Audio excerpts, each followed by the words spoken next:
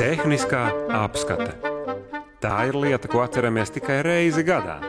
Tas gadījumā, ja mums ir viens auto. Izējam apskatu un aizmirstam šo problēmu uz gadu. Tagad aicinu katru padomāt, cik tūkstošus kilometru gadā nobraucat ar savu auto. Jā, cits varbūt tikai 5000, bet cits 55 000 gadā. Lūk, un pēc šiem 1000 kilometru auto noteikti vairs nav tāds pats kā apskates brīdī. Kaut vai piemēram, apskati izgāja vasarā ar labām vasaras riepām, bet ziemā nauda neparādījās un uzlika atpakaļ vecās jau nodelušās ziemenes.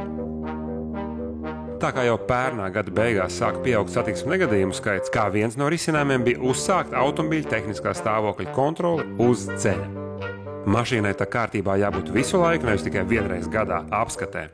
Kontroles uz ceļiem kravas automašīnām jau ir sen pierasta lieta, bet vieglie ko tādu redz pirmo reizi. Pārbaudījām tehnisko stāvokli visiem transporta līdzekļiem. Ja līdz šim mēs pārbaudījām tikai kravas transporta līdzekļus, tad šobrīd mēs ķērāmies klāt arī vieglajiem. Mērķis bija lielākoties pārbaudīt riepu stāvokli, kas ir jābūt atbilstoši ziemas periodam, un uzstādītās gaismas pārsvarā. Ceļpolicija aptur auto un apskats darbinieki sāk savu darbu. Visu turpat ceļmalā nepārbaudīs, bet laikam ir gan arī ar to, ko var uzreiz pamanīt. Situācija ir, varētu teikt, gana bēdīga. No pārbaudītiem gandrīz 500 transporta līdzekļiem 16% ir neatbilstoši, jeb būtiski bojājumi, kas var ietekmēt ceļu satiksmi.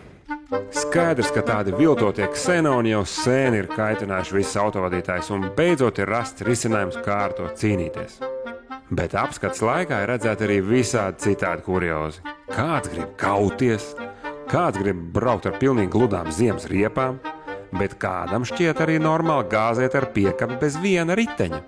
Tīro jāpriecājas, ka šādas apskats uz ceļa parādījušās, jo kuram gan patīk kaut vai tie paši viltotie ksenoni vai pretimbraucošies, kurš cer iztikt bez ziemenēm. Tā ka nebrīnieties autovadītāji, ka šādas pārbaudas uz ceļiem redzēsiet vēl un vēl. Protams, ka centīsimies maksimāli daudz, bet tiem vajadzētu būt ne mazāk kā 3000 transporta līdzekļiem. Ko autovadītāji, kurš gan ir pret šādām pārbaudēm? Paceļ roku. Man gan šķiet, ka vairums ir par.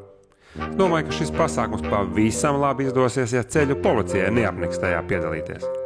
Jācer, ka arī viņiem pietiks entuziasmu, jo pa Latvijas ceļiem braucam mēs visi, un katrs grib justies droši.